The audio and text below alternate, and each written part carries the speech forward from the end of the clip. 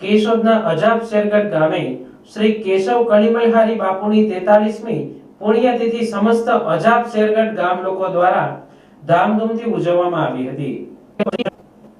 પૂજ્ય શ્રી કેશવ કલીમલહારી બાપુ વિશે જણાવીએ તો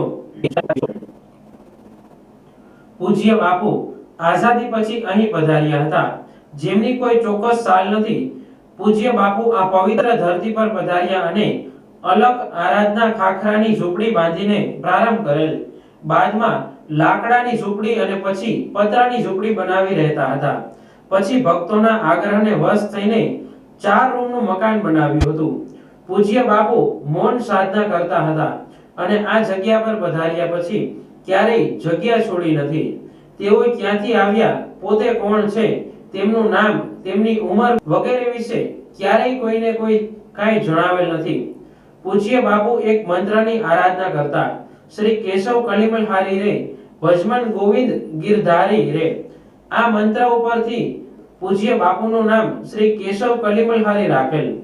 પૂજ્ય બાપુ પવિત્રતાના હિમાયતી હતા અને ભગવાન બાલકૃષ્ણની સેવા કરતા હતા અને ભક્તો આવીને કહેતા, બાપુ સીતારામ। પૂજ્ય બાપુ દિવસમાં સાંજના 5 વાગ્યાથી આજુબાજુ એક વખત જ દર્શન આપતા અને વડીલો એમ કહેતા કે બાપુ શું ભોજન લેતા કે શું ભોજન રાંધતા તે કોઈને ખબર ન હતી। બાપુને મઢીમાંથી બહાર જતા ક્યારેય જોયા નથી। એના પરથી કહી શકીએ કે બાપુ યોગ સિદ્ધ સંત હતા।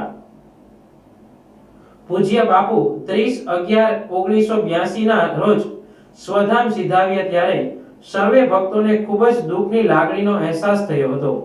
આજે પણ પૂજ્ય બાપુની મઢી એટલે તપોભૂમિ આશ્રમ તરીકે ઓળખાય છે। મારું નામ ભાવનાબેન દલસાણિયા છે અને હું જૂનાગઢથી આવું છું અને આજે 43મી પુણ્યતિથિ છે બાપાની। તો અહીંયા બધા ખીચડીનો પ્રસાદ લે છે અને બધા ધન્ય અનુભવે છે અને હું મારી જાતના ખૂબ અનુભવ, મેં તો પહેલી વખત આવી છું પણ છતાંય બહુ સરસ, બહુ આનંદ આવે એવું છે અને બહુ મજા આવે એવું છે અને આવતી પુણ્યતિથિએ બધા પધારો એવું મારું ભાવભર્યું કહેવાનું છે। કેવું લાગે બેન અહીંયા બહુ આવીને? સરસ, બહુ સરસ આનંદ અનુભવું છું, બહુ સરસ લાગે છે।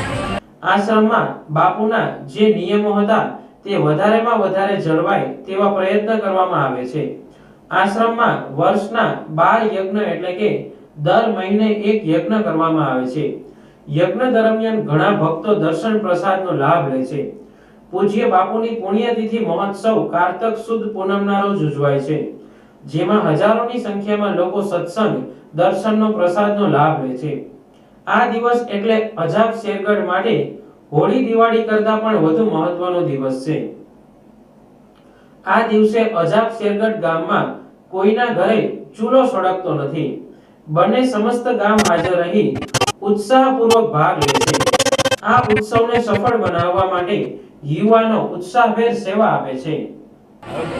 અશોક શેખર, ગામ અજાબ, પરમ પૂજ્ય શ્રી કેશવ કલીમલહારી બાપુની આજનો 43મી પુણ્યતિથિ મહોત્સવ ઉજવાઈ રહ્યો છે। આ કાર્યક્રમમાં આજે યજ્ઞ, દર્શન, મહાપ્રસાદ અને ભજન સત્સંગ નો લાભ લેવા અનેક ભાવિક ભક્તજનો વધારે છે અને પોતાની જાતને ધન્યતા અનુભવે છે। આજે લગભગ 14 થી 15 હજાર માણસો પ્રસાદ લે છે અને બધા આનંદથી આ ઉત્સવને ઉજવે છે।